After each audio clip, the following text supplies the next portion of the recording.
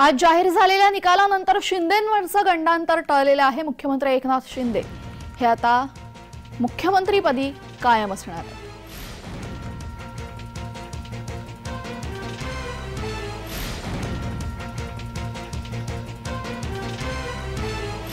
लोकशाहीचा विजय आहे। मी म्हणजे पक्ष, मी काहीही करू शकतो हा जो काय दुराभिमान आहे हा आज तोडला गेलेला आहे।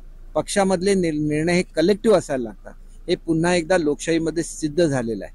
आणि त्याच्यामुळे आम्ही काय मागत होतो, चर्चा करा, चर्चेमधून चांगले निर्णय घ्या, जे आपण लोकांच्या समोर घेऊन गेलो युती म्हणून तो जो लोकमताचा आदर ठेवा, एवढंच आमचं म्हणणं होतं। नंतर दुसऱ्यावरच पाप ढकलायचं ही जी काही प्रवृत्ती राजकारणातली झाली ती कमी झाली पाहिजे।